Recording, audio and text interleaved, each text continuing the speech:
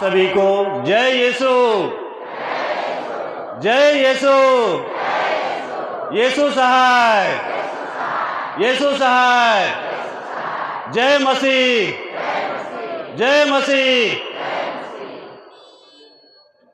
सबसे पहले चूंकि हम पुण्य सप्ताह में प्रवेश कर चुके हैं, आप सभी को पुण्य सप्ताह की ढेर सारी बधाई, शुभकामनाएं।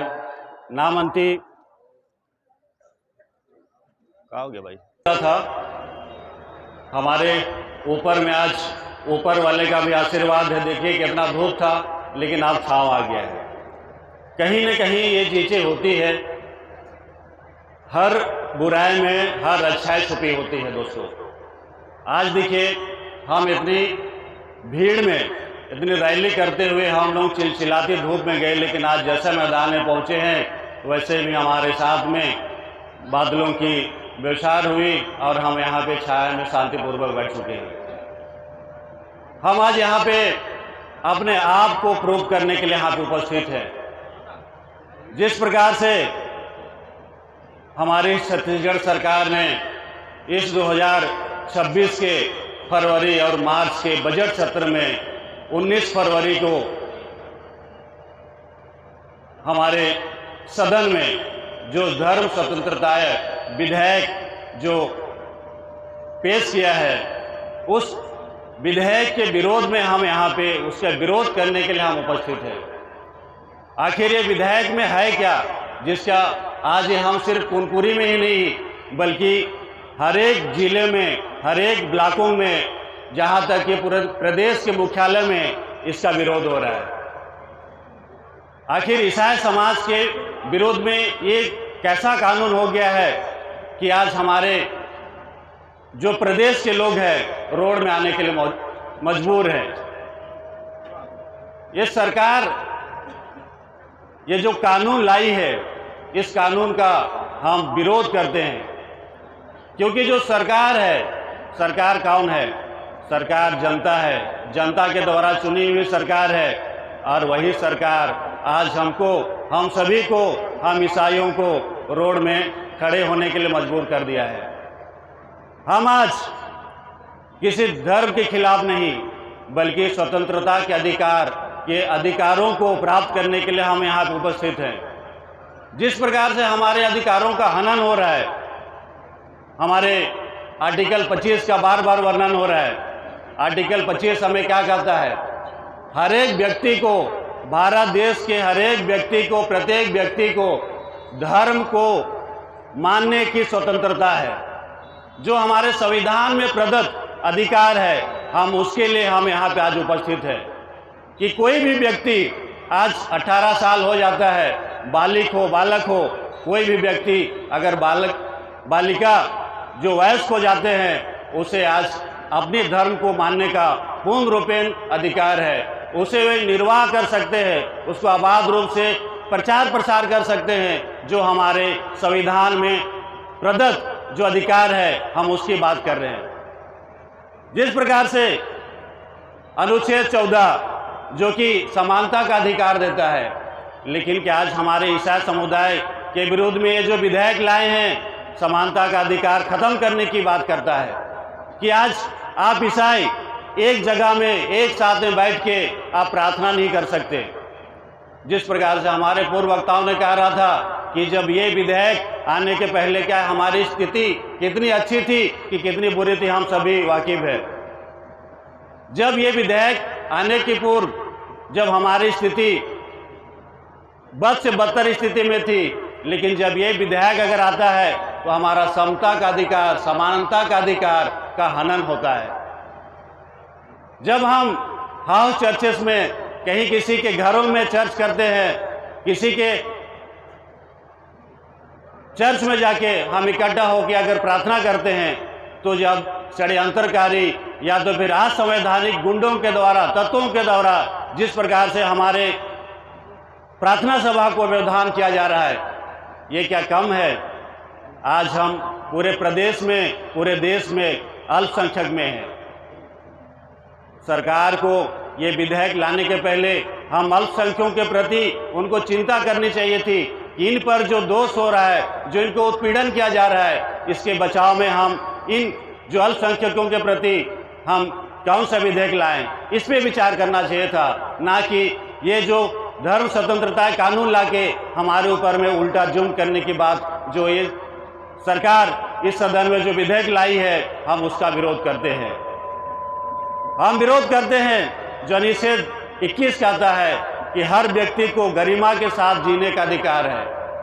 आज आप सभी यहाँ पे जितने भी हमारे जसपुर जिले से आए हुए हैं, आज से पहले कुछ समय पहले 15-20 साल पहले याद कीजिए आप लोग, जब धर्म की लड़ाई या धर्म की राजनीति यहाँ पे नहीं थी, हम एक दूसरे के साथ में हिंदू, मुस्लिम, सिख, ईसाई कितने गरिमा के साथ में, कितने एक हेल्दी माहौल में हम यहाँ पे अपने गांव में, अपने कस्बों में रहा करते थे। हर तीज त्योहारों में एक दूसरे का सम्मान करते हुए हम आज उनके साथ में, हमारे साथ में मिलके वे प्रार्थना के साथ में त्योहारों में मिठाइयों का आदान प्रदान करते थे, साथ में तीज त्योहार मनाते थे, अखड़ा में साथ में नाचते थे। लेकिन विगत 10, 15, 20 सालों में देखेंगे, जैसे ही यहाँ पे धर्म की राजनीति का प्रवेश हुआ, जैसे ही जसपुर में धर्म की राजनीति का प्रवेश हुआ, हम समुदाय में समानता का अधिकार और व्यक्ति की गरिमा के साथ में जीने का अधिकार यहाँ पे खत्म होते जा रहा है। मैं चाहूँगा कि जिस प्रकार से संविधान की आत्मा का यहाँ पे हनन किया जा रहा है, क्योंकि संविधान की धारा में सारी चीज़ें जो इंगित है, हम उसकी बात करते हैं। आप संविधान के विरोध में बात करते हैं, हम संविधान की स्वतंत्रता की बात करते हैं। आप बांटने की बात करते हैं, हम आज यहाँ पे जितने भी हमारे भाई बैठे हुए हैं अलग अलग समुदाय से, हम प्रेम की बात करते हैं, शांति की एकता बात करते हैं, हम भाईचारे की बात करते हैं। जसपुर जिला बहुत ही शांत प्रिय प्रदेश में एक राज्य होता था, जो कि छोटा नागपुर में हम आदिवासियों का एक गढ़ है जसपुर, जिसमें कि हम शांति प्रिय लोग यहाँ पे अपना अपना जीवन का निर्वाह अपने स्तर से करते थे। लेकिन आपने क्या किया, जैसे ही आपने यहाँ पे धार्मिक उन्माद फैलाने का काम किया, वैसे हमारे लोग सब अपने अपने कुटुंब में सिमट के रह गए। आप सामाजिक एकता की बात करते हैं, सामाजिक एकता है कहाँ? हर समाज में आप मनभेद, मुठभेद, टकराव की स्थिति पैदा करके यहाँ पे आज हमको सामने में रख दिया है। मैं कहना चाहूँगा, इस प्रकार विध्वंसकारी लोगों के भावनाओं से, विचारों से हमें लड़ना होगा और हमारे इस जसपुर को नहीं, पूरे प्रदेश को हमको एकजुट करके इनके विरोध में, हमको इनके खिलाफ में लड़ाई करने की आवश्यकता है। साथियों, जिस प्रकार से हम सभी जानते हैं कि हमारे भारत में सर्वप्रथम संत थॉमस का आगमन हुआ, जो कि दक्षिण भारत में उन्होंने पहली सदी में भारत में प्रवेश किया, और उनके आज यहाँ पे भारत में प्रवेश के बाद में पूरे भारतवर्ष में आज ईसाई समुदाय आज यहाँ पे फूल फल रहा है।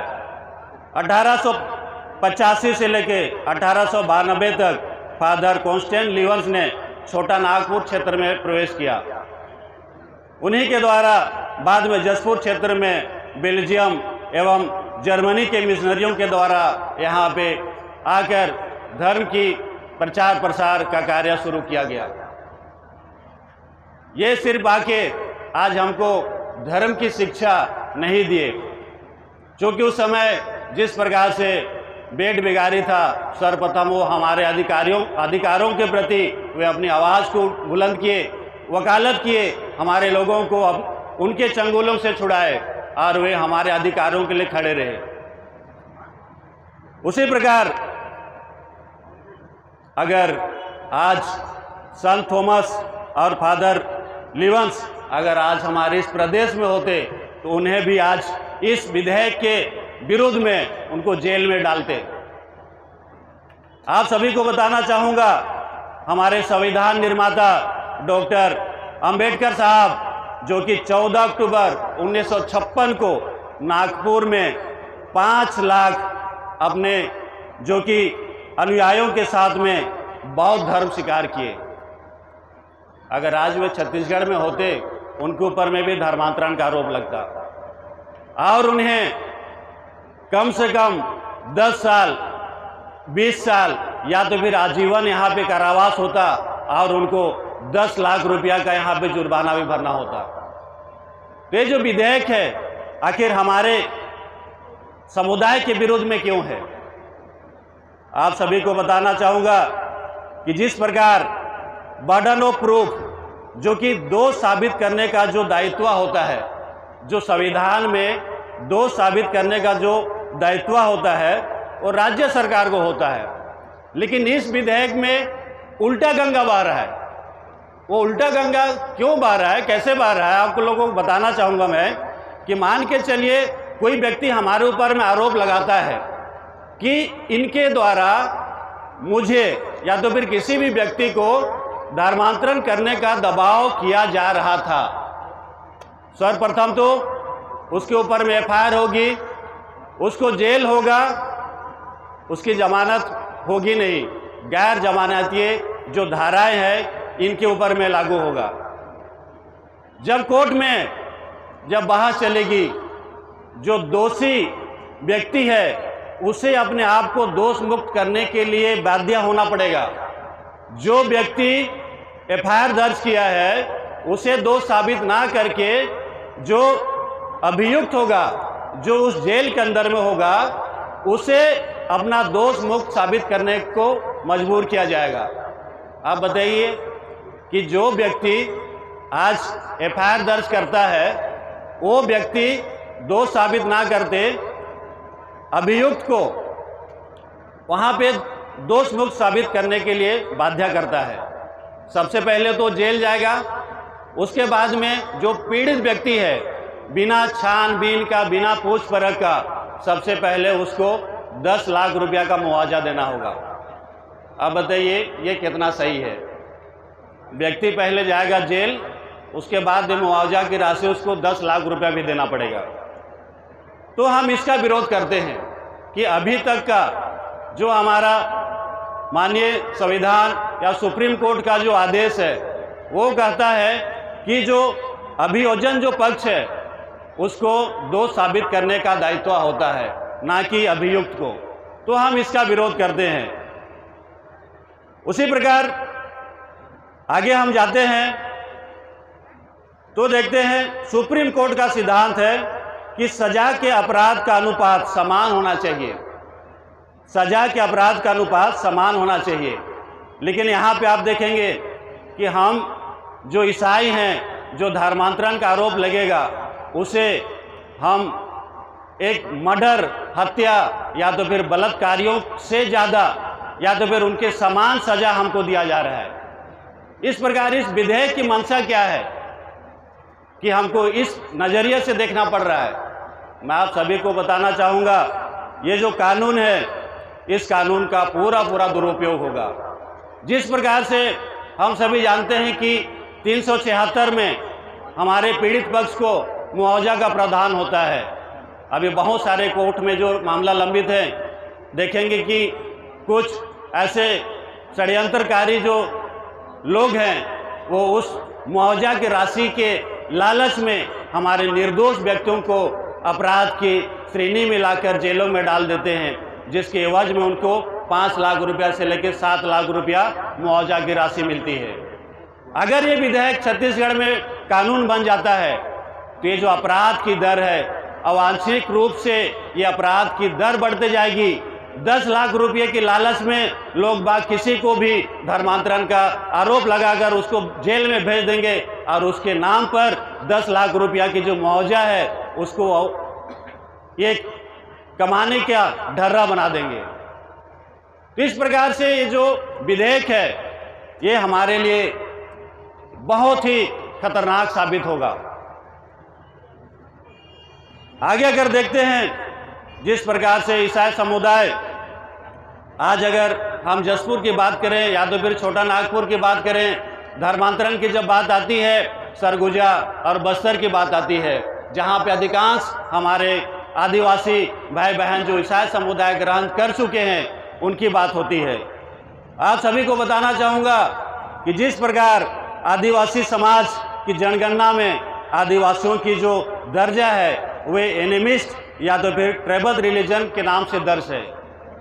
वो किसी हिंदू धर्म की मूलतः या तो फिर उसको कहें कि हिंदू धर्म की प्रजाति नहीं है। ये संविधान में लिखा हुआ है कि आदिवासी हिंदू नहीं है। और आज जिस प्रकार से आदिवासियों की कोई धर्म नहीं होती है, कोई भी धर्म आदिवासी मान सकता है, तो आज जिस प्रकार से छत्तीसगढ़ में 90% से ज़्यादा जो आदिवासी हैं उसे हिंदू कहा जा रहा है, तो क्या उनका हिंदू धर्म में धर्मांतरण हुआ है? तो क्या ये हिंदू धर्म में हिंदूकरण किया जा चुका है? लेकिन ये जो हिंदू धर्म के धर्मांतरण की बात करें तो ये विधेयक में प्रावधान नहीं है। अगर कोई व्यक्ति घर वापसी करता है, याद कीजिएगा आप लोग, धर्म की राजनीति, जसपुर की धर्म की राजनीति करते करते लोग बाग प्रदेश पहुंच गए और कुछ लोग केंद्र स्तर का पहुंच गए। यही धर्म की राजनीति, और यही धर्म की राजनीति करते करते लोग आज अपनी चेहरा चमकाने के लिए किसी भी हद तक जाने के लिए तैयार हैं। आप सभी को बताना चाहूँगा, इस विधेयक में अगर मान के चलिए किसी का धर्मांतरण होता है, तो उस धर्मांतरण में जो धर्मांतरित करने वाले, जिसमें प्रीस्ट का नाम है, मौलवी का नाम है, फादर का उल्लेख है, लेकिन किसी भी पंडित पुजारी का नाम इसमें उल्लेख नहीं है। हम इसका विरोध करते हैं, हम समानता का विरोध करते हैं। अगर हमारे लिए कानून अगर ये बराबर है तो तुम्हारे लिए भी बराबर होना चाहिए। इसमें पक्षपात क्यों भाई? ये आप दुर्भावना से जो ग्रसित है, हम उसका विरोध करते हैं। ठीक है, आप कानून ला रहे हैं, अच्छी बात है, हम स्वागत करते हैं, लेकिन जो तुम्हारे लिए होगा वो भी हमारे लिए होगा, जो हमारे लिए होगा वो तुम्हारे लिए भी होगा। हम इसकी मांग करते हैं।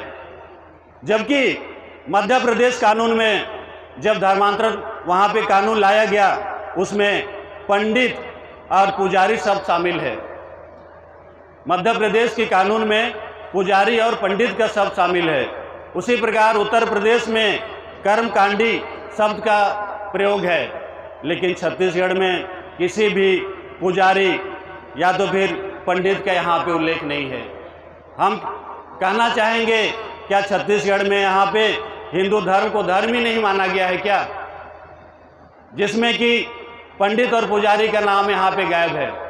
हम मांग करते हैं, अगर आप कानून लाते हैं, इसे भी आप समानता के अधिकार के तहत आप इसे जोड़िए। अगर आप लाना चाहते हैं तो किसी को दाहिना और किसी को बायां ना करें। समानता का अधिकार हमारा जो भारत का संविधान है वो हम सभी को मौलिक अधिकार देता है। हमें किसी से भीख मांगने की आवश्यकता नहीं है। उसी प्रकार यहाँ पे जिस प्रकार जसपुर में धर्मांतरण हम सभी सुनते आ रहे हैं, मैं बताना चाहूँगा, पिछले बार सदन में पत्थलगांव विधायक के द्वारा पूछा गया कि जसपुर में धर्मांतरण का जो आंकड़ा है वो कितना है। मैं आप सभी के सामने में रखना चाहूँगा, ये गृह मंत्रालय का रिपोर्ट है, ये मैं नहीं बता रहा हूँ दोस्तों, आप सभी गौर से सुनिए। 2021 में जसपुर में धर्मांतरण का जो आरोप है वो मात्र 4 है। आप सभी ध्यान से सुनिए, मात्र 4 है। 2022 में मात्र 2 है। 2023 में निरांक कोई नहीं। 2024 में निरांक कोई नहीं। अब बताइए, जिस प्रकार से धर्मांतरण का यहाँ पे प्रोपोगंडा चलाया जाता है, एक माहौल बनाया जाता है, पूरे प्रदेश में आरोप लगाया जाता है कि यहाँ पे जितने भी हमारे पास्टर हैं, पादरी हैं, प्रीस्ट हैं, धर्मांतरण करते हैं। तो जब धर्मांतरण करते हैं भैया, तो आपके पास में, सरकार के पास में तो आंकड़ा होना चाहिए था। आप आंकड़े की बिना बात करते हैं, आप अनावश्यक आरोप लगाते हैं। आप सभी याद कीजिए, जसपुर में जिस प्रकार से बालाछापर में एक सिस्टर के ऊपर में धर्मांतरण का केस लगा, सिस्टर आज बेइज्जत बरी है। इस प्रकार से अलगन आरोप लगा के हमारे लोगों को बदनाम किया जाता है। हम तो शांति प्रिय लोग हैं। हम इस जितने भी इस मानव जाति के लोग हैं, हम सभी के लिए प्रार्थना करते हैं, हम भाईचारा की बात करते हैं। लेकिन ये जितने भी आरोप लगाए हैं, इसमें किसी में भी आपको बता दूं कि किसी में धर्मांतरण का दोष साबित नहीं हुआ है। कोई मामला अभी भी कोर्ट में लंबित है या तो फिर कोई निर्दोष साबित होके आज खुले मैदान में जी रहा है। तो इस प्रकार से जो एक प्रोपोगंडा हमारे विपक्षों के द्वारा चला गया है, सरकार के जो नुमाइंदे हैं उनके संगठनों के द्वारा चला गया, और ये विधेयक को लाने के लिए जिस प्रकार से सरकार के गृह मंत्री के द्वारा ये विधेयक को ला गया, क्योंकि ये विधेयक पिछले कार्यकाल 2006 में लाया गया था, जिसको राज्यपाल